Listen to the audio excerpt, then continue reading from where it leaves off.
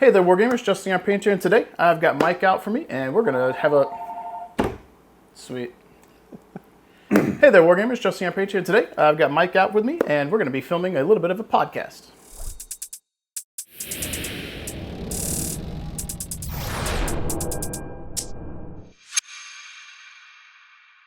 I'd like to welcome you guys back to the channel. The working title for the podcast is the TNT, Two Nerds Talking. It sounds cliche, but kind of cool to me. And Mike is out with me today, and I've got a little bit of a sort of an outline to go through. Nerd guy that I met at Southern Assault. Did I meet you before Southern Assault online? We talked a little bit online before that, but we actually met at Southern. Yeah, I thought that was right. And he's got a lot of interesting things about him, into hobby stuff, and also was in the military. And I think that's a cool kind of melding or meshing, and it's one of the things I want to highlight when I can get people on the show who want to talk about their service, because I think it's really interesting to present to you guys a different face or facade for people who have done different jobs. So it's real easy for us to go to a nerd store and meet nerd people, but for some people I think it's they don't suspect that people who have gone to war are into the same things and might get the same cathartic experience out of it. So that's some of the things I want to focus on. But we'll see where the chat goes. Disclaimer, it is hot as balls out here, and we have been filming all day. This is the 5th segment we're doing, and this one happens to be a podcast. So we don't have the fancy backdrop because we couldn't take the heat anymore. It's probably over 100 degrees out there in that oven, the sauna that we were filming in. So we brought it in here. Figured you guys are probably going to be listening to it versus watching it. But if you are watching, you get to see the 3D print bins we have in the background with all the Enemy Spotted Studio stuff in our fancy AC. So... to get things started, Mike, do you want to tell us about yourself? And if you want to pronounce your last name, you don't have to, but if you want to, I can't pronounce it.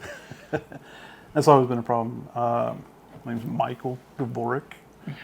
I always think go for a ruck. That's what I think of. Most people just say Mike G or shorten it down to G. So, Mike G. Yep.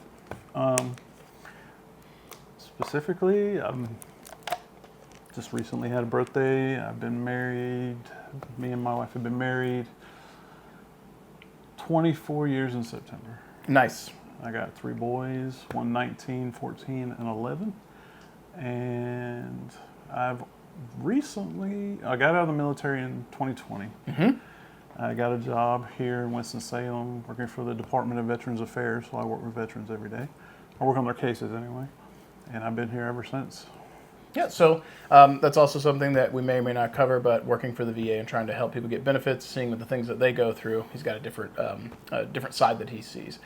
So you said earlier when we were talking that you joined the military early, 16, 17-ish, when you went to boot camp. Were you into nerd stuff then? Yes, actually. It was a group of friends of mine, Mark, shout out to Mark. I know you're getting better. Hopefully you'll be out of the hospital soon. Another buddy of mine, Grant, and a guy named Andrew, we would go to our buddy Grant's house, and he had this giant pool table downstairs. He stayed with his grandfather, and he's like, hey, let's go over there one day. I got this new game I want to try out, and it was actually the Battletech card game. Oh, the TCG, yep. And we would do that quite often, a couple times a week, on the weekends, hang out, make an evening of it. We'd be there all night, like most times, most nerd guys do. And then from there, it kind of progressed into other things. Yep. And then... so you started with the card game before Started minis. with the card game, Okay, yeah. that's interesting. I feel like it's not normal. Most people feel like started with minis, got into the cards. Okay. Well, we're the ones that when we kind of get into something, we kind of teetotal a little bit. Yeah. So we got interested in the lore and found out there's all these books that have been written in. And another one discovered that there was actually a tabletop one. This is way before Alpha Strike. This is late 90s. 97, 98 time frame. Okay, there you go. And from there, it spun into the miniatures. Yep. All right, so I'll have to do some cutting because my brain's moving faster than I can read. So that covers some of the hobbies you might have had before the Army. Did you actually start painting before you went off? Oh, yeah. Okay. Oh, yeah. One time I could bring those out. I still have some I painted when I was like 19 years old. Nice. So that was after you joined, though. Oh, after I joined? Because you said 19. You said you joined the military 16, 17. So 19. I was National Guard then, so I didn't have to go anywhere. Oh, okay.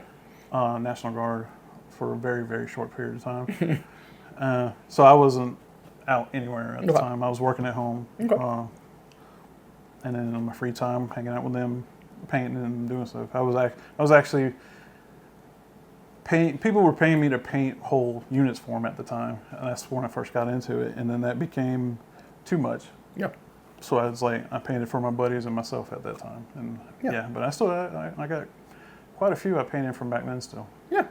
So do you feel like being in the military influenced your hobbies at all, or your interests? Do you think it like changed them, brought you new ones? How do you think that might have impacted it? You definitely got exposed to a bunch of different ones. I still was kind of Battletech at the core, but I also got into various other Star Wars games with some friends. There's been no shortage of card games and stuff. I actually played in the card game. Really? It was more of the like RPG type stuff Okay. with my buddies. So you're doing like pen and paper or D&D style stuff? Yeah, I actually have not played D&D very much. Maybe, oh, wow. Maybe once. What? I was more into the Wizard of the Coast, Star Wars, Saga Edition stuff. Okay. Other than that, yeah, it was more. It got a little more difficult the deeper I got into my career because I was working long shifts. Yep. I was, my work shift being MP would be 12 hours on the road, but that's not to include the hour or two before or after when we did PT. So a 12-hour day, and Lord forbid you hadn't arrested anybody, that would take a little longer. Yeah. So a 12-hour day would turn into a 16-hour day Yeah. right away, and then you basically had time to eat and go to bed and start over again. So when you were in the military, particularly like likely deployed, did Battletech stuff take a back seat, or were you doing that over there? Okay. There was a few when I went to the Middle East for a short time, a little over 9 months. 9 months? I have to look. I remember it all kind of ran together. But when I was at Camp Arifjan, there was a few guys who were stationed there, and they actually had a few games running. I kind of haphazardly ran into them. I was like, "Hey, I know what you're doing." Nice. We kind of struck up a conversation. But where I was actually at, there was really no time for that. Okay. I didn't really get back into it. I took a pretty substantial break from it until I got to Fort Stewart. Okay. So we're outside of Battletech, because I'm thinking the minis. Were you, with your downtime when you had it, were you doing any of the RP stuff while you were overseas? It seems like sometimes guys can more easily bring books and stuff versus minis, but I'm not sure if that's something you actually had time to do. No, I would read stuff. I mean, the job I had, it was, there was a whole lot going on and then a whole lot of nothing going on. So in those times, a whole lot of nothing going on, and we're just kind of waiting to see what the next thing was going to happen, if anything. We had internet, so I would be, more or less catching up on lore and stories and stuff because that was kind of when I couldn't actually play. I would read as much as possible. Okay. So when I came back to it, I knew what was going on. Okay, so for Battletech, you were just reading novels nonstop. Novels, okay, so like lore stuff. So that brings us into a point here, like first experience with oh, not the first experience. We covered that one. Sorry. All right, so for like the lore with reading and books and so forth, what's the earliest thing you remember lore-wise that you read that really strikes you? I got into it right when the clans were new. Okay. Well, they'd been out. So you're like OG. Yeah, they had been out for a couple of years, but they were still building on that lore. So I kind of caught up on that to see what they were, and I actually have some of the source books from like way back then. Still. Okay. I got a tote full of stuff. So I read a few of the novels. There weren't very many at the time. There's a few, but it was kind of hard to come by where I was at. And when I could get them, I would read them.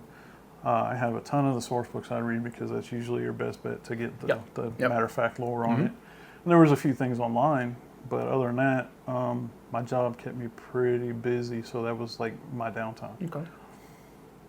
And then, do you have like a favorite book or novel or story or character maybe? Something that like if you were like trying to introduce someone to the Battletech, like this is the guy that I really like. Like if you were asking me about Star Wars, I could write off some characters, but like with Battletech, it's also huge and diverse. I read tons of Star Wars novels. I read the whole Yuuzhan Vong series, the Jedi Academy. Legacy of the Force, Yeah, Jedi Academy series. I love iJedi. That's one of my favorite ones. Yep. I think it's a Michael Stackpole book. Yeah, it is. Yep. The one Battletech book that sticks out in my mind the most that I read actually multiple times just because I like the point of view of it. I want to say it was Path of Vengeance. It was the one about the Ghost Bear Elemental. Okay. Jake Kabrinsky. Okay. And the whole book was written from his point of view. Interesting. In the first Draconis Ghost Bear War. Nice. And just all the things like he haphazardly got into certain positions and like struggled to do it and then finally came into it and then made it, in the lore, he ended up being the Khan of the Hill's Horses later. Yeah. So Oh, that's interesting. I did not know that. Yeah. I don't know as much about the lore. I know like the top layer stuff that most people would know, but not when you dig beneath the surface. So you got into BattleTech ostensibly really early on, and you liked that, and you liked Star Wars. But from talking with you, it sounds like this is the only tabletop game you currently play. Did you play anything else ever? yeah, my oldest son, he was really into Star Wars, so I would find he loves Armada. We play Armada. It's more or less tabletop. It's just the big ships. It's like a scaled down version of X-Wing. Yep. There was another one, and I'm trying to remember what it's called. It's a Star Wars one. I want to say it's like a precursor to Legion. Was it also FFG? Fantasy Flight Games? No, it was before that. Okay, I was gonna say because they had Imperial Assault, which was like their like living game with lots of minis and stuff, and then there was the Star Wars minis game with D20s, which I played. Because you had little cards. Yeah. Okay. Because you played on a map with grid and minis, and you had a little card and a D20. It's a D20 based game, and you had it was basically like playing Star Wars RPG, but with minis. It was that. I had a lot of stuff for that game. I think I still have some somewhere. Yeah, that was my jam. I didn't play. I played Warhammer with other people. I never bought it for myself, but I painted tons of stuff for people. Okay. I just never could commit, and it's not for a lack of love. It's interesting lore. I know a ton about that lore. I'm a big lore nerd. I may not play it sometimes, but I could tell you exactly what's going on. Yeah. I more or less leaned towards BattleTech, Star Wars. More or less that, I could tell you, if somebody wanted me to play Warhammer with them, I could, I'm not so much up on the newest edition, but I could, play it with some knowledge. So with all the tabletop war games that have been out there, because if you were playing BattleTech right when the clans introduced, like that's also like early Warhammer 40K starting to take off, Warhammer Fantasy, stuff like that. Given the traditional war games where you build and paint stuff, what about BattleTech drew you in over those? Because like you're currently in the climate, like Games Workshop's huge relative to CGL, but you're still into BattleTech and you're not into Warhammer. Was there something about this IP, or did you just happen to stumble upon it first and just like first come first serve kind of thing? No, I mean I don't. It was It was the first one I played. It was outside of the card game, the tabletop wise, and I did remember one other tabletop game I did play with a real good friend of mine from back in the day. He ran a game store. His guy named Jim, ex-Navy SEAL. Yeah, you told me about that earlier. Yeah. There was a tabletop World War II game where you actually played with whole World War, like, eras correct. I mean, they were small. Was it Axis and Allies? No, it was called Mein Panzer. Okay. And I literally had every model for a Russian tank brigade. Oh, nice. And you would play on a big 8x4 table or something, and you would play whole armies. Oh, wow. So a game like that would probably take as long as like a Warhammer game would take. Oh, yeah. So that was that. But as far as being drawn to that and kind of sticking with it more than anything else was outside of Star Wars, because that's a love that my son got from me, and me and him talk about it. I don't know. My family's really. I've had somebody in my family in the military since the Civil War. Yeah. So just I guess it had a more like realistic feel to me. Not in the saying that it is. It's like near sci-fi versus far sci-fi. Yeah. Like BattleTech feels like it could be a couple hundred years in the future, whereas 40K is tens of thousands. Yeah. It's more of a like a tangible realism to me. So like even when I paint it now, and you've seen some of the stuff I don't necessarily go for the off the page look. I go for like it's a used war machine kind of thing. I don't know. I just the military logistics behind it, I can understand without any issue. Yeah. How everybody relates to one another, how the relationships between the houses. That stuff. I can pick up on that real fast. Yep. I mean, with Warhammer, I can, but it's a little more convoluted because they're technically all like the Imperium. They're all on the same team, but they're kind of not on the same team. Yeah. So it was a little more easy to follow, I guess. Are there any stories in the BattleTech universe where you have to set aside your like real world military knowledge because the things they're doing just really seem stupid to you? Because like one of the things I'll talk about God, what's that phrase where? It's the thing about like tacticians or something where they plan for something and then other people plan for logistics. Somebody in the channel chat, you're going to leave a comment because you'll know what I'm talking about. But it's like basically getting at some people plan for the battle and then the people who want to plan for the big picture war stuff plan for logistics because you have to like fuel your soldiers or whatnot or your war machines. And the thing that always comes up with clanners is they're so advanced, but they didn't plan logistically for most of them for that Siege of Terra. Most of them planned it tactically instead of strategically. Yeah. Yeah, well, that was the only... That... I mean, there's a bunch of little lore battles I could go into that would just kind of bug me on that perspective, but just for the suspension of disbelief that it's a story, it's always fun to read. But, like, one that always kind of stuck with me because I was always, I mean, I came in when the clans were new, so they were a new hot thing, and they've always kept, you know, most of what I play on your channel is clans. Yeah. When I read all the little stories that happened in the Battle of Tukia, it just bugs me to death. It's like, that is not how you would fight a war. Yeah. And I'm no exact expert, but I've read enough, well, you know, even in college when I was taking history courses and stuff like that, I could, for the little bit of college I did take,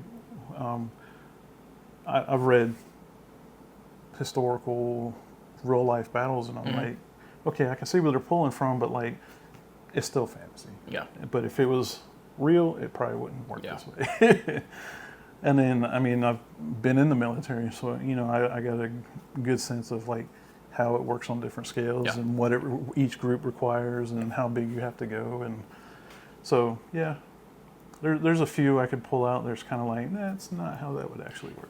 I feel like now, this actually just clicked. It makes me think of like old school warfare, like Revolutionary War stuff, rank and file, where you had like all your soldiers and your cavalry and your cannons and whatnot, but you lined up shot, rank and file, and then like part of what we did, at least in the Patriot, where we have like the guerrilla warfare stuff, and that was portrayed as super effective in that because that's not how the British wanted to fight.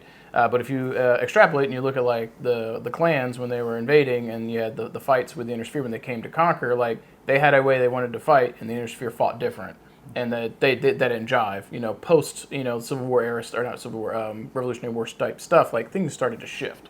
Like that warfare just wasn't sustainable. And when I just now literally thought like, okay, that's the same thing. Like their idea of warfare was different, which seems weird, but like to the clanners from their perspective, it made sense. Which also explains why, like, in the current fluff, why Ward, when he comes to Siege Terra, doesn't make the same mistakes. Like, the clan ideology had to change, because if they had not changed and adapted, they would have lost the exact same way. So, same kind of thing. Well, I looked at it like this. So, when you look at the early clan versus now, they were still fighting with the sensibility of waste not, want not. Yeah. So, they went in, outside of Clan Wolf, maybe. I'm on the fence about those guys. They didn't know what they were walking into, technically. Yeah. They had an idea, so they didn't know how, other than one of them, who was smart enough to bring everything with them, to, okay, we're going to fight like we always fight because we don't know what we're going to have for backup. Yeah. And then once they kind of got settled, they like you said, gradually changed. And I mean, I've not so much caught up on the newer stuff, which I'm working on. Read a lot of the Shrapnel short stories and stuff like that. Yeah. But I've got the Ill Clan source book, so I've read through all that, the whole Battle for Terra, which was that was right up my alley. Yeah. When I read it, I always have to read it with the suspension of disbelief. Yeah. But it's always fun to read. Yeah. But I can't sometimes turn that part of my brain off. Like, no, don't do that. Yeah. Yeah, so like in Hour of the Wolf, slight spoiler, this is what my character did a thing and got Ward to turn around and like level a city. Like, he portrays himself as such a good guy, but then I was like, would you actually do that? Like, if, this makes me think of like real world stuff. Like if we're, the U.S. is invading some country that's done some bad thing and there's some insurgents, I don't think that we'd get away with saying, cool, you did some guerrilla tactics, we're going to nuke this whole city now as like your comeuppance. Like that's not how that works, but that's what happened in the book. And then I was just like, sometimes I don't know how they're portraying you, because that seems like not what a good leader would be doing. Like, I get it, you got the point across, but like, I don't know. Was that written from the point of view to make the other guy look bad? Oh, it made me look bad, 100%. Well, I mean, Yeah, but he leveled a city because we were fighting dishonorably by having hit and run tactics. Because in the story, my character leads an assault on a convoy, and we hit some munitions and some coolant trucks and so forth. Ward took that as super dishonorable, and he levels the city in Australia. Like literally, he Yeah, does give him a warning. He says, "You guys have 24 hours to get out," and then he basically, with like a camera, shows his dudes like blowing up the city, and it's like leveled a whole city. All took that a selfie. yeah, it's like all that economical damage that post the siege of Terra. Now he's responsible for it because it's the whole planet, and like this is now your problem. Well, I mean, You have to rebuild it at least. Let's you just leave it there. I mean, it made your guy look bad, but like, how did it make him look really? I know it just seems like If you dive into it too deep, it'll drive you crazy. Yeah. But I could see where, yeah, probably not. But depending on what your end goal was, maybe. Yeah, now if he had done that and didn't make the post and then literally tried to make it like frame my guy for doing that, that would have made more sense because then he's like trying to get sympathy. We're like, oh, these freedom fighters are actually causing damage to your city. He's trying to spin a different lineup, and no, he's just straight up like, now on CNN, Ward says evacuate the city because we're going to level it because we're angry. So it was a little odd. But yeah. So beyond the lore and so forth, because we met at an actual like community event, what have your experiences been with the community as a whole for Battletech? Anything that stands out for you? Early on, like early days, when my friends got me into it and we started getting into the miniatures, we couldn't get enough of them. Yep. Back then, Iron Winds was a thing, but their selection wasn't as broad because there wasn't as many in Battletech. And when we could get our hands on the clan mechs at the time, we'd buy them out before anybody get their hands on it because I had it in with the guy at the store. Yeah. Rightly or wrongly, but I did. Yeah. I mean, you're still spending money. And then enough people there saw us playing it and enjoying it, and we started out playing on the hex maps like most people do if you're playing classic, and then we did the rules conversion to play on the big 3D tables because they already had a lot of stuff. There was a big Warhammer community there, so we kind of cannibalized some of their stuff that would look right with ours and play that way. And enough of guys there saw it and then like, hey, this is a little bit cheaper, let's see how it is. And then we actually kind of grew a community there. Seems like a very natural progression. If you're playing a game at a shop and people see it and they want to try it, that's kind of what happens. Yeah. We didn't like throw them into this is classic, this is a hex. No, they could relate more to the 3D type thing. More traditional war game. Yeah, and it was a little easier to follow that way because it's similar to Alpha Strike that way where you're counting inches and not hexes. Yeah. And it grew from there, and that was a thing for a good 4 or 5 years.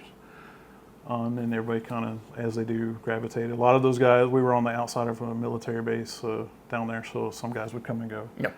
And that once they moved away, and then unfortunately Jim had to sell the store because his parents weren't doing so hot. Yeah. And then they shut it down, and it just became more of a buddies hanging out at buddies' houses doing it. And that community still pretty stayed together for a little while, but like inevitably things happen, people drift apart, and that's more or less. I got out of it for a little while because there was just nobody around. Me and my buddy Mark, I've talked to him for 20 years. I've known him since high school. We still talk, and when we were still playing it in my living room. Yeah. I think we've all been there. And then when some of our other buddies would come in and out, we, hey, let's hang out and do this like we used to. And we even bust out the card decks every once in a while. I still got boxes of those. Nice. My military time kind of put a hold on a lot of it, just because of time. And when I got towards the end of my career and I knew I was getting out, I saw that Catalyst had put out I don't remember if y'all remember, it was the classic version, but it was the big square box with the orange. It just looked like a big orange box. Oh, it's got the Sunder on the front of it? Yeah, and it had the real small, or it had the plastic miniatures that were. Yeah, and it had the award stamp. It was probably either the 25th or 35th anniversary box set. I think it was the 35th. Yep. I wanted to get into Battletech with that, and I couldn't get my community to do it because it was I think that was like $100 box at like Books A Million, but you had a bunch of minis. They were the old crappy looking plastic. Yeah, when I bought it on Amazon, it was like $80. Yeah. because my son, he saw me reading the books. He's like, "What's that?" And we started talking about it, and we'd say, "Hey, this is, it's a game." And I showed him all my old stuff because I still had it. I have like boxes. I would say quite a few of the old original Clan Nice. Inner Sphere. I have one of the locusts from like '86. Nice. I mean, I was finding little vintage things as much as I could, and I still have it all. I've given a few that I had duplicates to Suge. He's got a couple. He painted up already. Mr. Eric. If you're interested, I got a few too. Yeah. Because a lot of them I'd have 3, 4, 5 different So that makes an interesting side topic for a moment. So the sculpts and stuff have a lot of the old stuff hasn't aged well, but for me, there's a few things where I picked up where I'm just like, you're so ugly, you're cute. So like some of the old gangly, skinny looking atlases, I think they're cool. I've got several different versions of that. Old Battle Master looks cool. Even some of the old Mad Cats, because they look like the original art. Yeah. Like the new plastic Mad Cat from CGL, like most of the new plastics from CGL have been fantastic. Mm-hmm. But there's a certain nostalgia where I see a thing, I'm like, that was my childhood. Like, I didn't play Battletech, but I played the video games, and I remember how this stuff looked. But some of them haven't aged well. Are there any of the old metal ones that you still look at today where you're just like, no, I don't care how derpy you might look, I love this model, and here's why. Is there any, like, standouts for you? Actually, I really like the old Direwolf. Old Atlases were good. Yep. I was on the fence about the old Marauders, but that one kind of grew on me. Yeah. I think the only thing that the old Direwolves do not scale well at all with the new stuff. They just look like all the old artwork. Yeah. Even the old original artwork. Yeah. There's a few other ones, old Spiders. Yep. They're still pretty reasonable to what we got now. They're not too far off. They're a little skinnier, but not too bad. And I think the big thing with that is that stuff was like, so these old metal models are generally all hand sculpted. Much like Games Workshop, even when I started Warhammer back in 2010, those models they had for HQs, this was before a lot of the newer plastic stuff. So if you got an HQ or something, like the old metal ones, like that, somebody green stuff hand sculpted that. I did a lot of the MechWarrior Clicks Dark Age stuff. And I've got a guy on my Facebook, Jeff Wilhelm. He's almost guaranteed he's not watching this. But I noticed on my clicks that his name was showing up in posters. And I would send a message like, did you do this? Did you do this? And then I got some really old Raul Partha things, and his name was on it. The dude is one of the OG sculptors for like Raul Partha / Iron War Metals for Battletech. And as Battletech shifted into the plastic era with the clicks, he shifted over and was doing that as well. So like it's really interesting because that was all hand done at the time before people had a lot of the computer technology to do the sculpting. So when you would go from mini to mini, you might get a slight variance because it's different sculptors. So that was kind of cool when you got a little bit of their art style or spin on how a mini might be portrayed. And I think when I started, one of the last metal ones I bought before I took a break was a Mad Cat 2 because it was new. Yeah. And then not long after that, it went into the Dark Age era, where I think is when you got into it. That is when I got into the minis. And I got a few, but there wasn't enough people around at the time for me to like justify buying more. Yeah. So I do have a few, and I cannot tell you where they are. But I didn't buy as much as that, and then my life took a little bit different trajectory, so I kind of put it down for a while.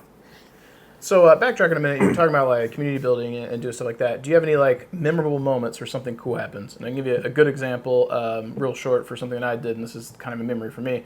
A couple of Adepticons ago, I had brought my CSO mini, the very first one that got accepted, which was like me becoming a member. I brought it to the show at Adepticon. I met with one of the CDT guys. I believe his name is also Justin from Canada. Hello, if he's watching. And I was like, hey, I have my Savage Wolf that I painted for CSO. Can you get me a stat sheet for this? So he goes, yeah. He gets me the stat sheet. I was like, when I come over, like I want you to put me at a table with really chill people because I don't know the rules well. They need to be able to like banter it up and not get agitated with me. So we found me a good table. He gave me a bunch of the little tags you get and told me to tell them I was an ace. And I didn't realize at the time that that made me look kind of bad, but it was a joke because you got these tags every time you died. So I wasn't an ace. If I was an ace, I wouldn't have any. But when I sat down, he immediately put like a bounty on me, so they get a prize if they kill my mech. And then I turned around and was like, I also had a bounty chip type thing, a prize, and I said, whoever wants to be my wingman for this and promises not to fight me, you got to honor it. I'll give this to you. And one guy stepped up and was like, cool, like he's gonna be my Maverick, and I was goose. It was really funny. And then that guy, for the duration of the grinder we were in, He did not shoot at me one time. He went out after everyone who tried to fight me. And then we blew up this one guy's mech, and he came back in some Hell's Horses pony-looking thing. It was giant looking, whatever it was. We're fighting, and I understand some of the mechanics for Classic. I understand what you would do. I don't know how you would do it. So I knew like your facing mattered. I knew you could torso twist, and he had blown off one whole side of my Savage Wolf. And I knew, I was like, I need to position in such a way that I can turn, torso twist, and make sure that is facing away, because it was all straight internal. It was just bleeding into my center torso, but my other side was fresh, and I could take the heat. So we do that. He comes up point blank. I move after, and I'm torso twisting in, and he can't hit that side. He hits me. I turn around, and I clapped him in the face with the ERPPCs, one-shot that mech, right in the face, and he fell over, and I lost my shit. I didn't know half what was going on, but that, like, you can't make that up. Yeah. So for me, that's a super fun experience. And I'm sure you got things like that, but any kind of memorable thing where if you're trying to regale someone with a Battletech moment that's been in your life, like what's one that comes to mind? Actually, it was back at the old shop. We had managed to get so many people into it that Jim ran a long campaign. I mean, we had stuff on the walls, who was playing who. And me and him had this friendly rivalry because of the way I had that down so much in the various units that we had. Me and him, we would have like slugfest. Yeah. And one of the funniest one, he had this fascination with thunder munitions in the game, which minefields. And he played an Intersphere mercenary unit because he was one of those we hear about all the time. Nothing exists before 3025. Oh yeah, that's the purest, yeah. But he knew he had to play a different way against the clan stuff. Well, I was playing a Jade Falcon unit, and I still probably have it all. I had model for model a cluster each size unit, so I had options. Nice. And I was using some of my leaner stuff out there because I wasn't going to. We were doing a whole campaign, and I wasn't going to commit a lot of craziness early. So he thought he was going to cut the field in half with thunder munitions, and he did a pretty good job. But the problem was he had to come to my side. So every time he stuck his nose out, something died. And by the end of it, he basically had gated himself behind his own minefield. And it turned into a rout. I was like, he's one of the smartest military people, and the man was a Navy SEAL, and he's like, how did you not see this from the beginning? And later that same day, I played another guy, Ben. I don't know if he's still around or not. It's been a while. But he was fairly new into it, so he was real hesitant to just do anything. Yeah. I'm like, you have... When I play Classic, I just commit. I don't know what I'm doing. I mean, that's what we were telling him. I was like, this is what this is meant to do, and this is what this is meant to do. And we were actually using that Mine Panzer field. Those, I can't remember, the GeoHex type things, the foam, they stack, and they look really nice. Mm-hmm. He was trying to run. He literally was using. We didn't want to say anything because it's like, hey, you play how you want to play, but we would also give him suggestions like, you tend to do and everything. Yeah, give someone some tips. Hey, this might not be a good idea, but he just wasn't like in one ear out the other. So there was literally a whole game where he had something like, I think it was an Atlas or something like that, chasing a helicopter all around the field. Oh wow. It's a good use of a helicopter to pull a 100-ton mech out of the fight. It was fun. I mean, but it just put me to mind of some old school pic of a kid who's chasing this balloon that he let go. Yeah. Other than that, I have one more recently, and actually, it was at Southern Assault. I got to meet Ray. Yeah. And me and him struck up a relationship and talked. So for you guys who don't know, Ray Aristia, CGL employee. And we played a game. I think it was the second game I played, and I fought him to a draw. Yeah. So, I mean, can't, other than playing Aaron or Bill, or Randall Bills, is something, you play one of the main guys to a draw, you're doing pretty good. Yeah, so that's one of the benefits of being friends with Bobby, being able to go to Krinsky Con with him. So I got to play Classic with him in like a grinder style, so it's been a lot of fun. Spent a lot of time playing with Lauren's kid. God, what's his name? I can't remember his name. Lauren Coleman's son. I played a lot with him. And then Randall Bill's kid, whose name is also eluding me currently. I don't know why. Bryn. I played with him too. So you're speaking of Southern Assault. Other than playing with Ray, which was a fun experience, was that your first tournament or your first tournament back once you got back into Battletech? That was literally my first Alpha Strike game. Okay. And I was, from what I remember, I mean, next time I talk to Bobby, he can correct me or not, but the first day I was in the top half, like in the top 15 or something like that. But after a series of unfortunate events, I think I placed like 34th or 38th out of 80, which is still respectable. Yeah. Especially for not playing Alpha Strike at all. Yeah. So in Alpha Strike, for you guys, if you're watching this, you're probably familiar. But if not, the gameplay mechanics and strategies that you would use in other war games definitely translate over. So like, if you don't know the rules, but you understand how to make not stupid decisions, you can probably still do good with Alpha Strike. Just you need someone to explain to you how to make the dice roll. So if there's your first game, you understand tactics and gameplay stuff from other games or strategic decisions, that all makes sense. Like, that's going to help you win. So I mean, it was more or less just bad dice rolls. Yep. I mean, I did table one guy, and I kept trying to give him an out, and he's like, no, let's throw dice. And I'm cool with that, too. I had 2 draws, tabled one guy, and then the rest were just bad rolls, and the scenario didn't work for my setup. So, and it's really, it's one of those tournaments. Great. I love how it works. Different. You got so much variety, but it's hard to build something for everything. Yeah. So you kind of hope for the best and go with it. Yeah. So I don't know if he'll be listening, but my God, Craig Lighton, Vandal. So he comes to Southern Assault and Northern Assault, and he kind of said what you said. He'll make the best list possible, the most well-rounded list he can, and then dice rolls are going to happen, and then the scenario. And then if you're playing 6 games and you make your list, and the best you can do is make it good at like 3 or 4 out of the 6, that's the best you got. And then knowing that these other 2 games are going to struggle, you got to learn how to or adapt to it and make the best decisions possible to help prevent yourself from just bleeding points to somebody. But it's hard, especially if these scenarios are set up well, it's hard to make a list that works in everything. And if you are able to go to an event and make a list that works in every scenario, the TO needs to do a better job making new scenarios, because that shouldn't happen. No.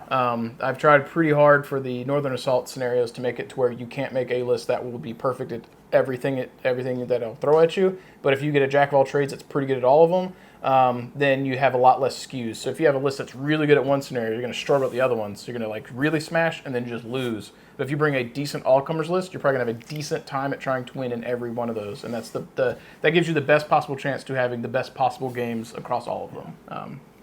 So I kind of went in blind. Yeah. I mean, I got the I say that, and then I just bring all mechs. I'll tell you on the channel, Combined Arms is the way to go. I ran a Combined Arms Clan Wolf in the Dark Age, so I had a lot of choices, and I did pretty good. It wasn't a bad army. It really wasn't. It wasn't. I'll say this: it wasn't enough. It was enough to do okay, but not to that little extra you might needed to push you over being like better than okay. But like I said, last handful of games, one last couple of games, it was more just bad dice. Yeah.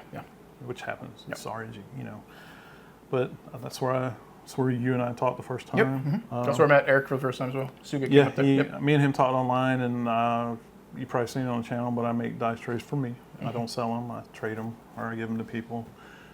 Ray took one actually, and he saw one that he wanted, and he's like, "Yeah, I'm gonna be there." I'm like, "Yeah, come get it, man, no problem." Yeah. And we kind of we talk a couple times a week now. Yep.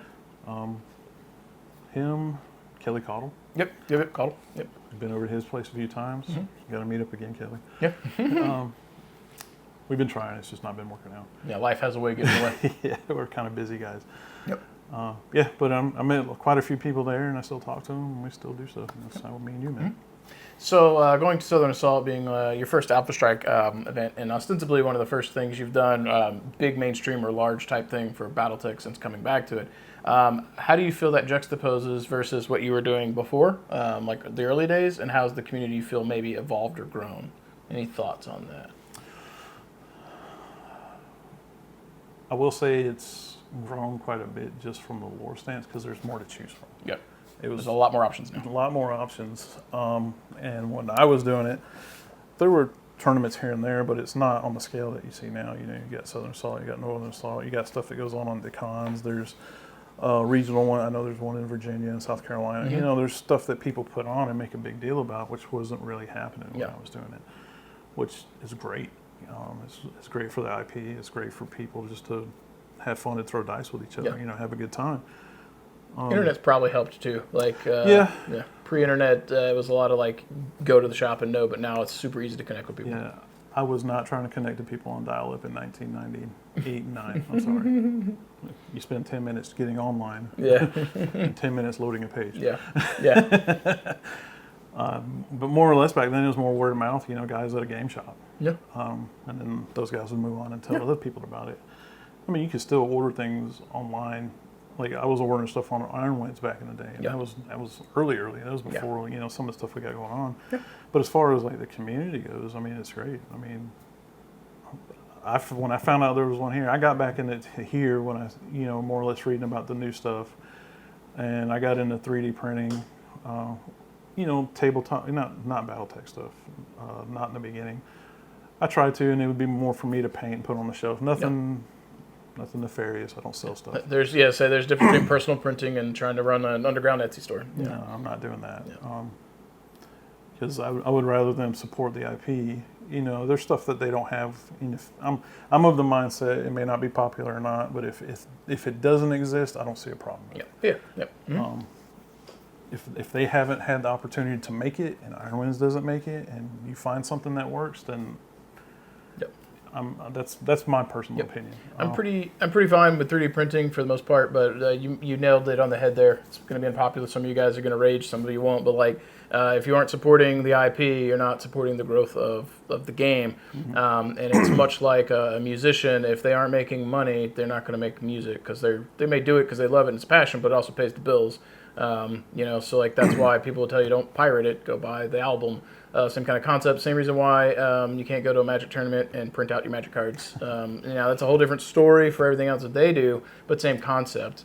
Same thing for like D&D. If you really like some old edition of D&D, but they never reprinted D&D, never did anything, like, well, now you can still play it, you got it, but like by you spending money on the product and not just pirating a PDF, it means this company's growing, they're trying to make the rules better, and then people after you can still purchase these products. So like, I just don't see why you wouldn't want to support a company who has products you like. I know there's some people that are going to hate on that or just are CGL haters, but like at the end of the day, if you like Battletech, you want to see it grow, you want to see more minis, more books, you want to see like video games and stuff, the better the IP does, the more appealing it is for companies to produce stuff. And even if if at some point the relationship with Topps and CGL ever went under and someone else got the IP, maybe that person's a bigger company. If that was to ever happen, Battletech needs to be appealing. If you ever want to see Microsoft push to make more games, Battletech needs to be more appealing. They need to see value in investing and spending money to develop something they make money off of. That's just capitalism 101. You can go out and you can pirate your old MechWarrior games and Mech Commander games or whatever. You could do that, but like the IP doing well means you can get new stuff. And if I'm honest with you, I'm a big Mech Commander fan. And I would love for Microsoft to just announce we're getting another one, but we're not. I think that's a key thing to mention. It's a healthy approach as to if you like a thing, even beyond just Battletech, if you like anything, support that thing, especially if you got friends who are artists as well. Like, that shit's hard. And you can go online and AI and do whatever, but that person hand doing a thing for you is very different. So if you like something, support that something. Yeah, I mean, I'm going to get rage in the comments there, but it is what it is. I always think there's always exceptions to everything. Mm-hmm. In my experience, there's very few things that are black and white. Yeah. But like you said, if you want to support it, then absolutely buy the stuff, support it, grow it. But I'm also like, if it doesn't exist, I don't see a problem with it. We sell third-party stuff that works because it didn't exist, and now stuff's coming out, and that's fine. Yeah. And I think from the CGL's official stance on like tournaments or unofficial stance, I think a lot of it from them is like they would like to see you using official models if they exist. If they don't, well, there's nothing to really complain about. They don't make a model for that, so it is what it is. That's fine. The slight line for me is that there's also I'm a collector of STLs. I have a lot of STLs for Battletech adjacent products or minis that you can print. There are a lot of talented artists who do really cool stuff who aren't making official Battletech things but have minis that if they were official would sell like hotcakes.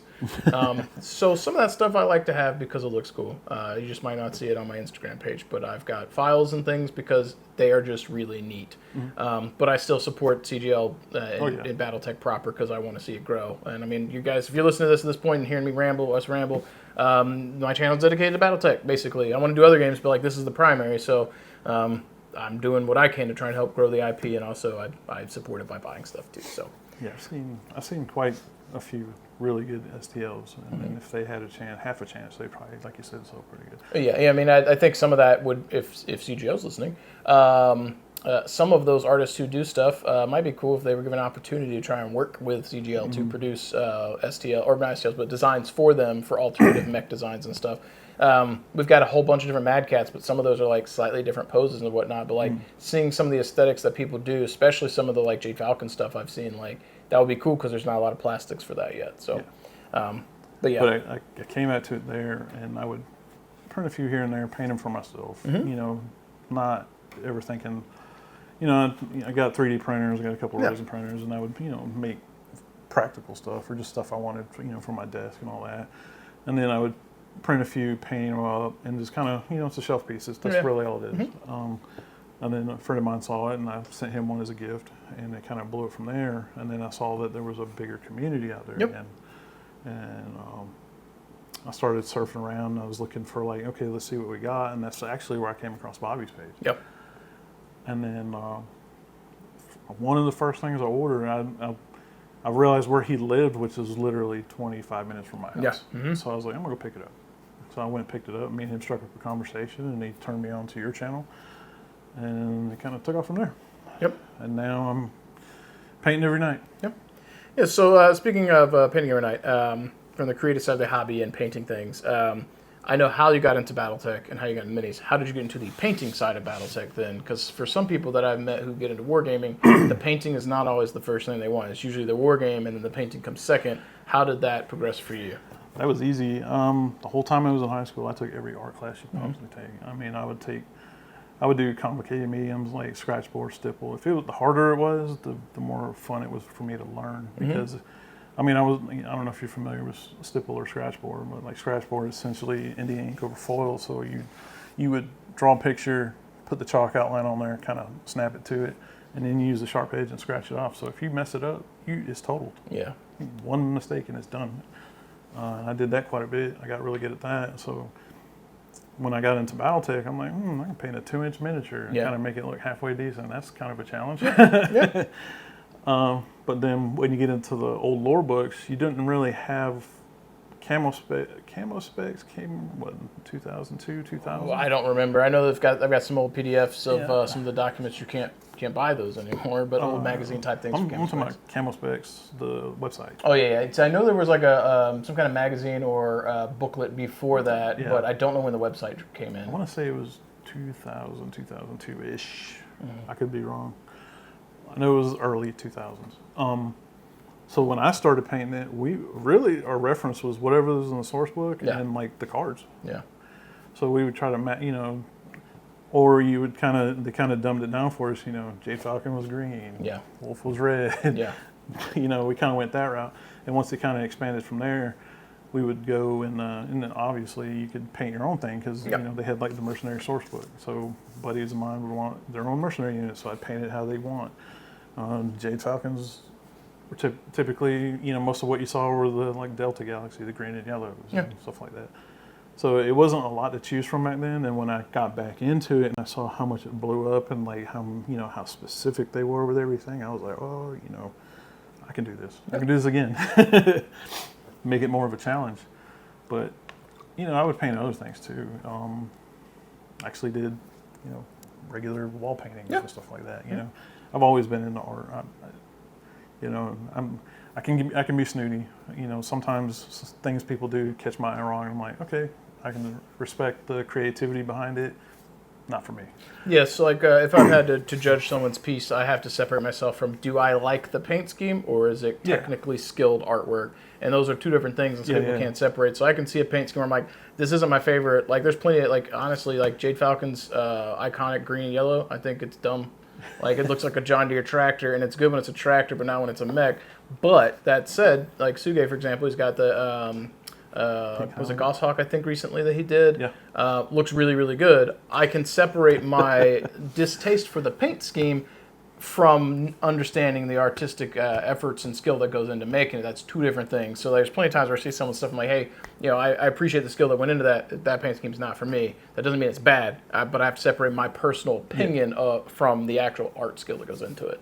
So and that's something that some people I think struggle with, is they don't understand that, like, not everything's for you, but the effort that goes into it is technically skilled. Yeah, I mean, I can look at stuff that people do all the time and go, they spend a lot of time on this. They, you know, technically it's a good job, but it just, you know, it doesn't hit my eye right. It's not for me. I'll give you a good example of this because I'm a little bit snooty on this topic. I'm not a big fan of Kingdom Death minis. I get tired of seeing boobs and butts and tentacles and, you know, insert however you guys want to describe that more graphically on the internet. And I have seen stuff in art groups where people have done amazing paint jobs. That's just not for me. And I can understand the skill and effort that goes into painting them to look the way they do. But the medium and what it is, I'm just like, I don't like it. It's not for me. But it doesn't mean it's a bad paint job. It just means it's art that I don't like. And if you were to go to like an art gallery, there's plenty of people who are going to like a Picasso, and then someone's going to hate that and like a Van Gogh or whatever. And that's just the way it is. What your eye likes is what you like. So in regards to painting, do you have like a process you go through when you're going to paint or build something? Like what goes on? It's actually drastically changed in the last year or so since Southern Assault, when I started talking to you and Eric, even Bobby, and I got connected with some of the CSO artists. And I was like, okay, I know I can paint. Yeah. Maybe not on the skills of other people, but it actually pushed me to do more. And you've seen some of my stuff. It's I think it's okay. Yeah. But I'll decide what I want to do. Like, I'm working on my Southern Assault Army for this year. I'm doing Stone's Lament. If you're familiar with it, it's basically a flat black paint scheme with skeletons all over it. It's nothing fancy, nothing special, but it can be interesting. Yeah. I'm also working on some that I'm personally bought and painted up that I'm going to sell at some point, just to fund the hobby. You know. But I'll kind of look at something and I go, I want to do that. I don't know how I'm gonna figure. And I'll start with like the base of it, and then I'll actually study it for a minute and go, all right, I can start here and not mess this up. Yeah. And then kind of go from there. But I have a problem, like most artists do, is like I keep wanting to keep tinkering with it because it's just not there and not there and not there, and then one day you do something that's like, okay, that's it. Yep. But my process is just, I actually have a list. I started doing lists. I have mech set aside or some other little personal things that I'm going to do and go, when the mood strikes me, I'm going to do this. I've got that part of what you're describing. I have multiple different projects sitting, some in various states. Yeah. I've got a bunch of Clan Wolf stuff that's partially done, a whole lot of Clan Wolf Dragoons that are partially done. Draconis Combine stuff, and I have a like 95% finished Republic of the Sphere force that I just haven't had the muse to work on. So my little force is set up to the side. One of the things that I do when I approach the painting, it's not necessarily like the painting part. It's just like my mental process, and I've done this in every game. When I got into like Tal at one point for Warhammer, my early preparation to get started with that force took like 2 weeks before I even built a model. And it is because I was researching every night what I wanted my paint scheme to be. I was looking at reference photos, seeing what I liked, didn't like. And at the time, there was not a lot, if any, beige or tan Tau armies I was seeing with red. I'd seen a beige and orange, but not beige and red. And when I landed on those colors, that's what I decided I want to paint. And that was its own like unique, sect of Tau. With other Warhammer 40k armies, it's kind of the same thing, but in Battletech, because I try to adhere to a faction's colors, the process ends up being, what models do I want to have? So like I've got this Wolf Dragoons, I think it's Alpha Regiment right now that's sitting there pending to be finished, and Anthony Scroggins has a beautiful like piece on DeviantArt, Shimmering Sword if you look them up, and it's got the Wolf Dragoons on the front, and it's got a Marauder 2 and a Marauder and some Shalom fighters and a dropship behind it, and I was like, okay, I'm going to get the 2 Shaloms and those 2 mechs. What do the rest of the mechs look like that aren't in this photo? What would that be in my head? And he's probably got some extended art somewhere that I haven't seen with more mechs, but I picked out what I wanted. And usually that means I'm going to build a company of mechs. So I start with at least 12, and once I've picked out the 12 I want, that usually turns into 16 or 20 because I want options when I go to play with them, because I'm going to paint these pieces, submit them to CSO if I can, and then I'm going to play with them. Which makes what should be a small project give much larger. And one of the things that Suge has done that like drives me bonkers in a positive way is he paints so fast. But he'll paint like a single dude and get it done. And then I'll paint a whole company of mechs or 20 mechs, and one guy gets submitted to CSO. And then he'll have finished at that. By the time I finish my Wolf Dragoons, he'll have 30 more dudes on CSO. And then I'll finish that whole force, and I have a fighting force to play with, and one guy gets to go up. But I have to go through this whole process. I try and figure out the weight classes that I want, what the pilots might be doing and why they picked what they picked, what era it comes from, and like all this crap. It has nothing to even do with like the gameplay mechanics. It's just like these are the models I think would look dope together, and that will drive me bonkers for a couple of weeks. And then once I've got them, I sort them and they're in their own box, ready to be painted as that force. I'm a little different, and now that you I see what you were trying to get at there. So like with my Southern Assault Army, I knew 2 I wanted to use just because they're lore fluffy. Yep. And I've got those. Other than that, it's more like it takes me a little longer to commit to, this is what's going to be into. Yeah. Now, like the Jaguar Army I used on here a couple weeks back, I kind of knew what I wanted there. They're about as fluffy as Jaguar gets. Yeah. So I set those, those battle armor aside and those mechs and go, this is what that's going to be. Yeah. And it didn't even take me that long to do them. They're not up to the standard that I paint to now by any means. It was more of a transition period. But I'm also in that point where like I already painted them that way, they're staying that way. Yeah. Since changed my style a little bit, it's a little more in depth, a little more detail oriented, because I am planning on submitting here shortly, actually. So with my Army, I don't necessarily set out with like, unless I absolutely, like I have a bunch of 331st guys. I even went through the MUL, like you said. These are all Royal variants. They were a Royal Battletech division. I got 12 of them suckers painted up. I really just need decals and basing on. Yep. So if something strikes me, like I want to do that, and I'll actually do the detail work on it, going, well, what would they have? Yeah. Especially the MUL. Like back when I was doing it, we didn't have the MUL in the Yeah. beginning. We had the source books and like their mech list in the back. Yeah. You've probably seen that. Yeah. We're like, okay, if you're just randomly putting something together, it says, hey, roll this, and then they may not even have the model for it, but it'd be in the book. Yeah. But back then, Battletech was very proxyable. Yep. So, I mean, if you didn't have the model, you can go, oh, this bottle cap's this. Yeah. But nowadays, it's more or less if it just strikes my eye right, or if like a friend of mine, I'm painting a couple for him, old Army buddy. If hey, can you do this? Yeah, I can do that, no problem. And Yeah. just, I don't do that very often, but I will do it. Yeah. Just more what kind of strikes me at the time. Yep, and I think everyone's kind of approach is a little bit different. Because I played 40K, I don't do one-off Battletech mechs very often. It's always like a group, and there's a whole process there. So transitioning on, you mentioned briefly a few minutes ago that you paint pretty much every day. So balancing like hobbies with everyday life, for me, I find can be a challenge. Like, how do you manage to find time for your hobbies? Well, I'm fortunate that my children are a little older and more self-sufficient, so I don't have to. It's not having little kids running around the house anymore. Yeah. They're one's in the workforce, one's going into high school, one's give him something to watch, or he'll just hang out with me and ask questions, and that's no problem. So when I get done working, unless I got major life things going on, I tend to have quite a bit of time on my hands. Okay. Wasn't always that way. Like when I was in the military, I'd basically get home from work, go eat my dinner, and go straight to bed because I had to get up and do it again. Yeah. And then if I was lucky, I had 2 or 3 days off that week. But I was in a position where I had federal holidays off. Yeah. So I didn't get too many 4 days in the Army, which is a thing. But with the job I have now, fortunately, I'm on a schedule where, if I get my work in from between 6 and 6, as long as I do the hours of work, they're cool with it. Yep. So I tend to do mine early and have a long afternoon. Yep. So if I got to do life things, I got time to do life things. If me and my wife want to watch something or cook dinner or go out or whatever, I'm in a point in my life where I'm comfortable and have time to do things. Yep.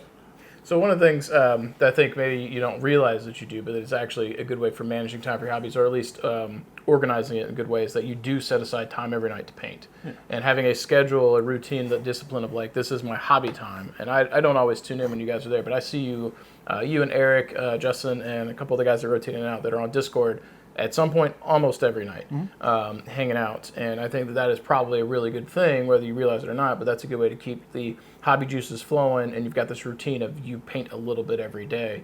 And if you happen to sit down and hang out and don't get painting, you're still getting social time. And I've mentioned this on the channel multiple times.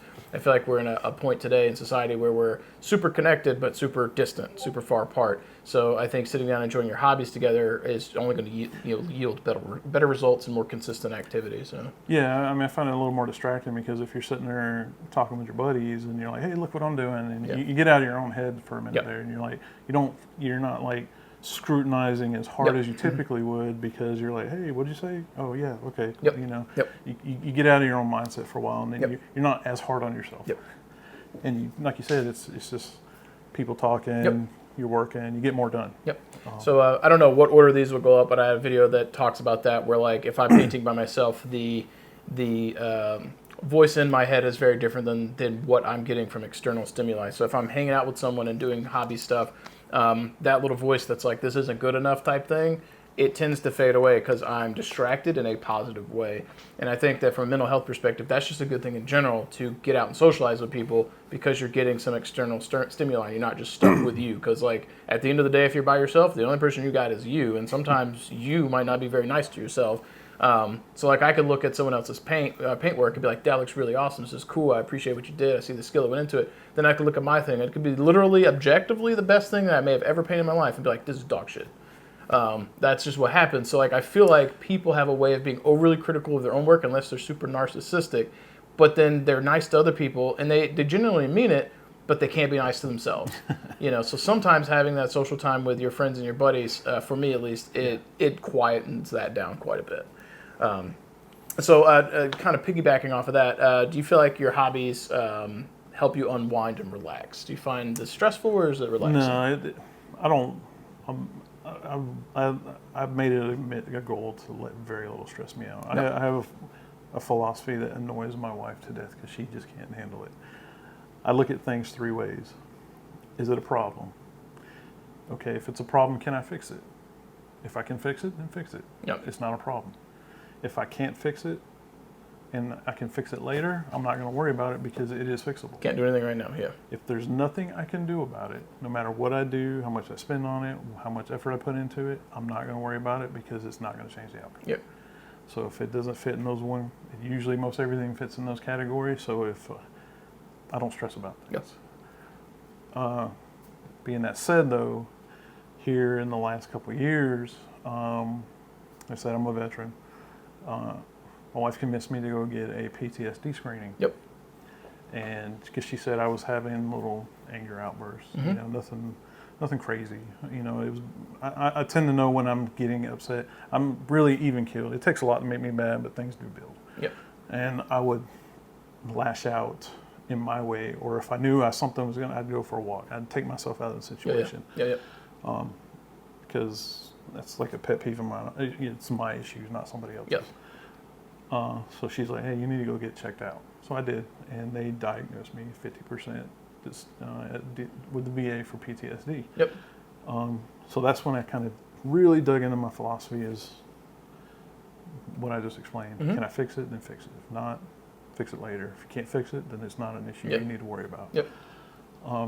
And that helps a lot, at least for me. It may not work for everybody else because everybody's built differently. But I think that's solid advice. It kind of comes back to the whatever steps AA type meeting thing where it's like, focus on things you can change and let go of the things you can't type philosophy where it's like, if you can't do anything about it, there's no sense investing any of your mental energy on something that you can't control or stop. Yeah. And Makes perfect sense. But I don't really dwell on those things. My experience is different than the next soldier, than the next soldier, than the next soldier. Mm-hmm. Everybody handles it different way. Yep. Some people don't handle it very well at all. And I see those stories with my job because my daily job is I work on veteran cases. Yep. So when I go to paint, it's just something I love to do. I always have. So it's nothing that's going to stress me out. I don't put pressure on myself. If I think I am, I'm working, I'm working on the project to submit. Yep. And I got a little more critical than I'd like to. Sometimes it's just like, I don't like this. Yep. So I would put it down and work on another one. Mm-hmm. And then I'd look at it later and go, I know what I was doing wrong. Yeah, I can make this better now. Yep. I can make this, That goes into like, I can fix it later. Yeah. Type thing. Yep. Yeah, that's exactly what it is. So I don't stress that much. I'm like anybody else. I don't, my wife thinks I'm kind of a mutant because I don't get anxiety about things either. Yeah. I'm like anybody else. If something happens, I get that initial like, oh crap, Yeah. something happened. But I'm just built where okay, something happened. How do we fix it? Yep. And I don't, if it falls in those categories, then I'm not going to stress about it. I mean, I think that's a good philosophy. If anyone watching this takes anything from the discussion, that's a pretty good one, in my opinion. Yeah. Yeah, so when I'm talking with you guys or Justin and all the guys I talk to on a regular basis, that's just me chilling out. Yeah. Taking my mind off of things, getting stuff. I actually do get more painting done when I'm talking to you guys. Yep. As opposed to when I actually do most of my painting when I'm talking to you guys. There's, every once in a while, the funniest one I ever did is when the proliferation pack came out in the Mackie, and I was looking at it. I was like, I know I want to do old Terran homogeny, but I'm like, how do I want to tackle this? And it just took me forever, and it just sat there on my table for a while. And then one night I was looking at it, it was like 11 o'clock at night, and I'm like, I know exactly what I want to do. And I stayed up all night and finished that whole mech. Yeah. It's been a while since I've done anything like that. But it was just like, hey, I looked at it the right way. I'm like, I know Yeah. exactly what I want to do. And I did it. Yep. And that's more or less when I started getting into more detail. Yeah. But, yeah. So, I think hobbying and artistic stuff. This is no secret. I think it's helpful mentally. Helping people relax, helping people get a cathartic experience. Do you feel like getting into the hobby and painting now has been a net positive versus what you may have been doing before? Because there's obviously a time during your military career and post before you got back into painting Battletech. Unless you were painting the whole time, and I missed that somewhere. No. I painted for a while. And then I had to stop because it's just time-wise it wasn't feasible. Towards the end of my career, I started getting back into it slowly, basically knocking off the rust. Yep. Because I was painting Warhammer stuff for those guys, buddies back in the day. I got so tired of painting Imperial Guard, and I knew I knew I could get better and get better and get better. In a short period of time since I got back into it, my skill set has vastly changed. Yeah. I mean, that tends to happen when you use a skill. You start to get better with the skills. Well, I always look. Me and Eric talked about it a few times. We're like, if I had not stopped painting for that 10-year period, where would I be at now? Yep. So, but it's neither here nor there. It's in the past. Can't do nothing about it. But just move on from there. But it's just one of those things I enjoy doing. It's not. I don't put pressure on myself to do it. I know some people have issues with it. Some people don't. It's either I do it or I don't. Yeah. And I tend to more or less do it. Like I say, I try to do a little bit every night. Sometimes I get to it, sometimes I don't. Yep. If I don't, then, I didn't. Yeah. Yep. Okay, let's see. All right, so as I feel like we are kind of winding down here, we tackled everything. This has been a very different approach than I think the one with John was, because there's a little bit more mental health focus. But I think that you're surprisingly well adjusted. I want to say surprisingly, but you have a different approach to things with your 3 rules kind of thing there. That I think is just, it's almost like a Zen moment of like, here's these 3 things to go through, and let's get me on course to go. And I think that's super healthy. So it still hits some of the points, but definitely a different approach. But as we're winding down here, do you have any thoughts on the future of Battletech looking ahead? Obviously, this is the IP that you're currently into and have a vested interest in. What are your thoughts? Would you like to see? Or just general thoughts about what's going on?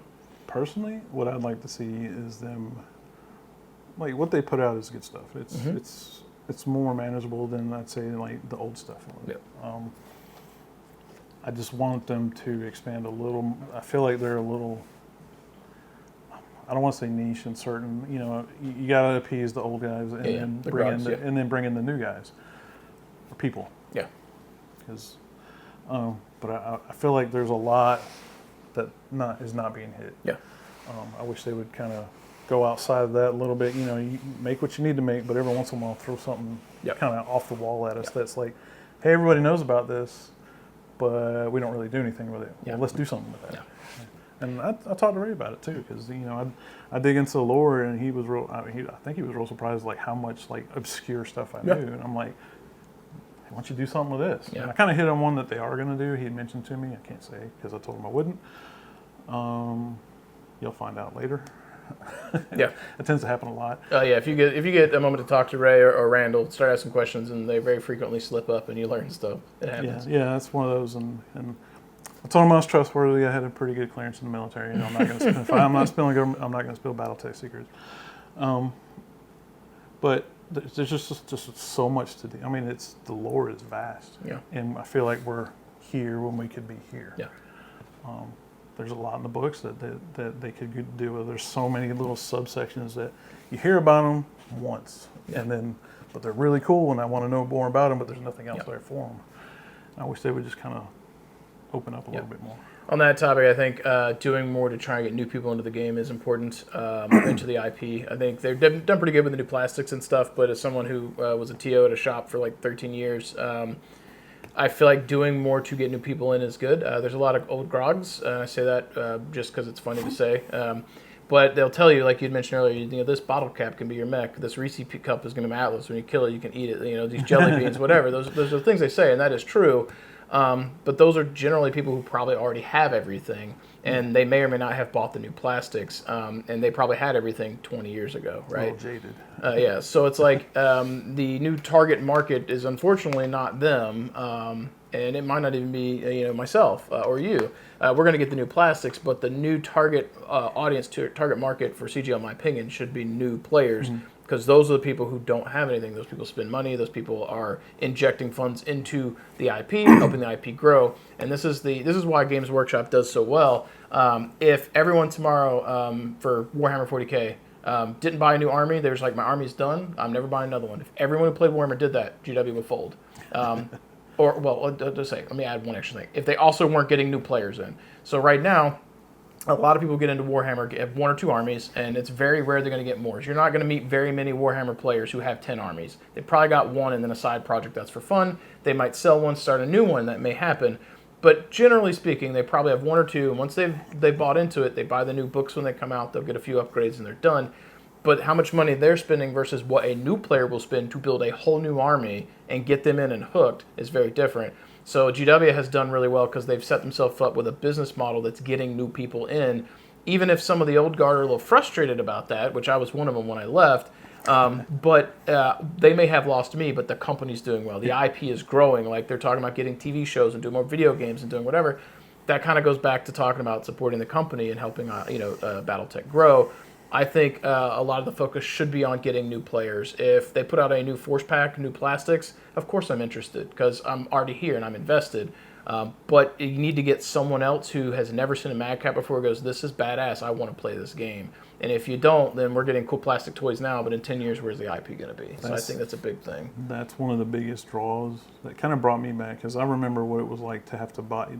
They literally had 3 or 4 force pack like things back in the day, and it would be 5 like clan mechs, 4 intersphere mechs, and you would pay crazy amount of money back in the day for them, and then you would spend $20 a model on the metal ones. Yeah, not too much different today, but it's a little more affordable. Where CGL I think did the good thing is making those force packs. You get 4 mechs, 5, 6, depending on what you're getting.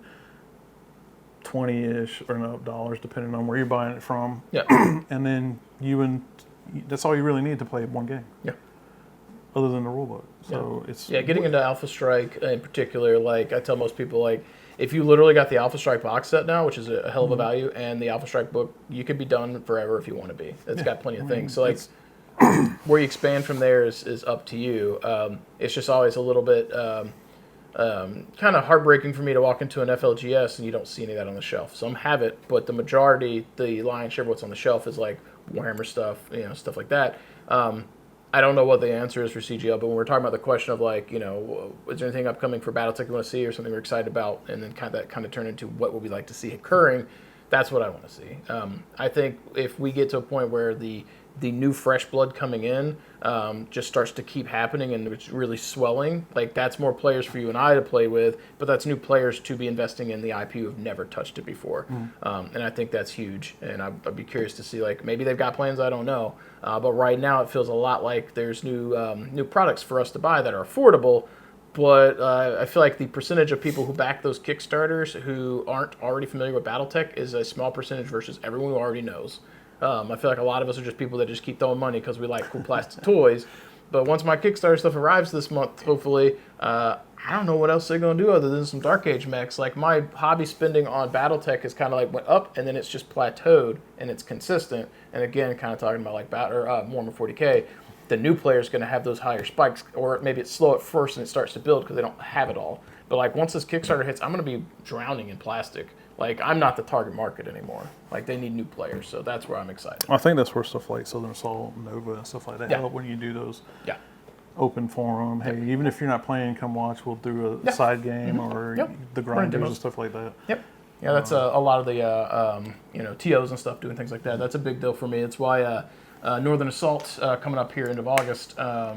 Why I've ran it the way I do, because I TO'd games for a long time, and I've seen what can destroy a community, and that's why the event is set up the way it is, to be super relaxed and casual, and you can play hard and win, but odds are everyone's probably going to have pretty decent games because of the way the event is structured. The hardcore gamer stuff, like as much as I enjoyed War Machine and Privateer Press stuff for a while, it got super hardcore and it edges people out, and then you just get a little small cluster of hyper competitive people, and the casuals aren't playing. So if you do something that brings in more players, the community is better off, in my opinion. And if the hyper competitive people don't like that format, there's plenty of games they can play. So I always go for what's going to have the greatest do the greatest good, and in this case have the greatest impact on the most number of people. So beyond the future of Battletech, what we'd like to see and critiques of what they're doing, or at least in my case critiques, do you have any project or goals for you in the Battletech realm or other hobbies that you're excited about personally, that you have coming up, or things you want to tackle this year? Well, a couple of, I wouldn't say go to, but I made the commitment to submit to CSO. Yep. I'm in the end stages of that, and I've talked to some of the CSO guys. They're really encouraging. It's an attainable goal. Some people, I feel like they look at that site, given the standards and what they see there, and they're like, I can't do that. Yep. You can do that. You just got to be willing to practice. And the thing with CSO is be willing to take critique and try and grow. Everyone almost always, as long as I have been around, has been declining the first time to see how they handle the growth and the process, and that's just what it is. If you are willing to put in the effort to try and grow as an artist, that shows that says volumes about you. And we've had several people who've submitted lots of times. And one of the things I always say is I always try and give positive feedback when we do the review and say, hey, these are things I like, here's things you can improve. But I always like to say, here's an area you can improve, but here's an area that you're doing really good at. Because I feel like for me, when you get critique, sometimes you can only get the negative side of it. So I like to tell people, like, here are areas you're really doing well on. If you improve this one, it's going to make the whole thing look better. And they're like, oh, crap, okay, I can do my edge highlights better, but he really likes this cockpit I did, or he likes this non-metallic metal or insert, whatever. I like doing that, and then really just for me trying to encourage people. And that sounds like, just rainbows and unicorns type stuff, like everyone's happy. But like honestly, like if I'm trying to be happy in my life, I want to make other people happy. And rather than trying to cut somebody down when they're entering to like CSO, I really like trying to build them up. So if you feel like maybe your art skills are down here, like you're level 1 guy and you're just starting, and that's just something you want to attain, you can look at that stuff, get inspiration, try and grow as an artist. When you get to a point you feel comfortable submitting, you do that, and then expect the feedback, and then take that and try and grow. And like Mike had said, if it's something that you want to do, you can do it. It's just going to take practice. One of my favorite quotes that I've got is from Bob Ross, and he said that talent is an acquired interest. Like anything you're willing to practice is something that you can do. Like no one's just born great. Some people are naturally gifted and they progress faster than others, but don't worry about them. You worry about what you're doing. So. Yeah, I got spurred on to it from Southern Assault, actually. There's a couple, like Ray looked at my stuff that I had painted, and it was just stuff I did for me. And he's like, hey, that looks good. And then when I submitted, when they got in the thing, it placed reasonably high. Didn't win, but it was up there. And people were like, hey, if you do these things, you might be a little better. Yeah.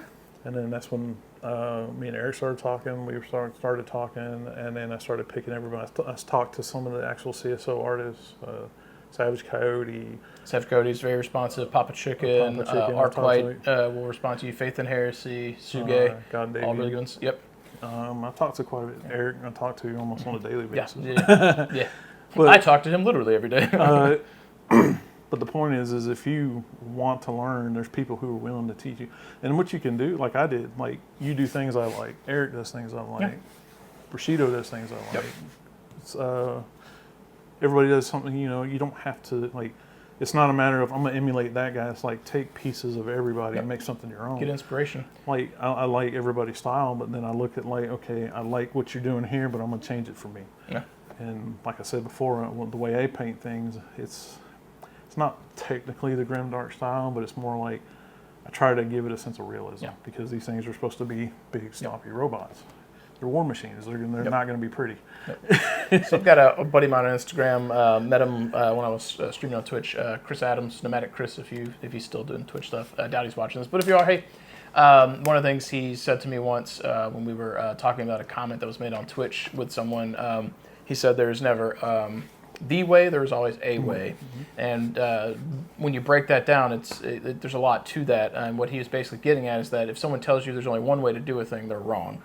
There's always a way to do a thing, and it may differ. So in this case, the thing I take away from what Mike was saying, which is how I try and approach art, is like seeing what other people do and get inspiration, and learning those techniques just puts those tools into your tool chest, and you dip in and grab the one you want for a particular project. So like sometimes I want to do non-metallic metal, sometimes I don't.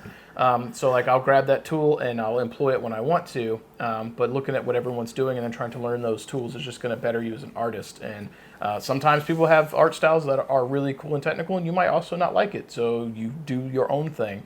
But if you know how they do those things, that means you can do your things differently in the way that you see fit. So being open to growing as an artist is important, and I think it's just being open-minded is going to lead you to better results in the end. Yeah, I mean, so that's the biggest thing I'm doing as far as that goes. And then Southern Assault coming up, I might be helping out there in a way. That's not been confirmed yet, but we'll see. We've talked to Bobby about it. We'll see where it goes from there.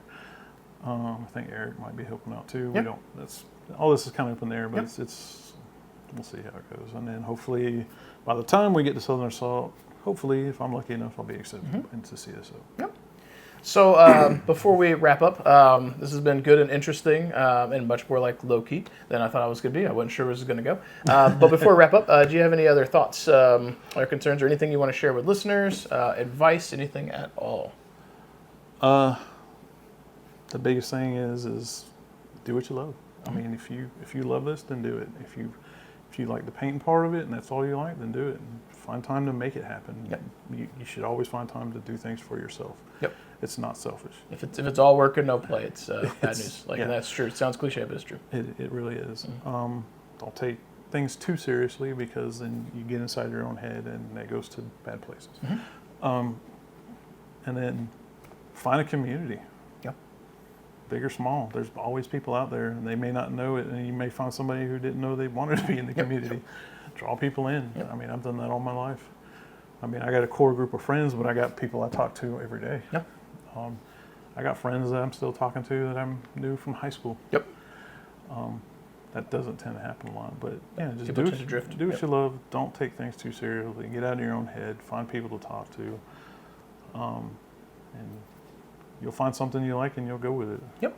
And last thing before we sign off, do you have like an Instagram or DeviantArt or anywhere that people can follow what you're doing? I do have an Instagram, and I've been trying to post on there more. I'm not posting a lot of the stuff I'm submitting, because that's they tend to not want you to do that. Once it's submitted, and if it does get accepted, then it will be posted.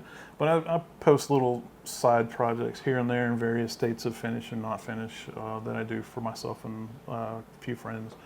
But it's PK Mike on Instagram. PK Mike on Instagram. Cool.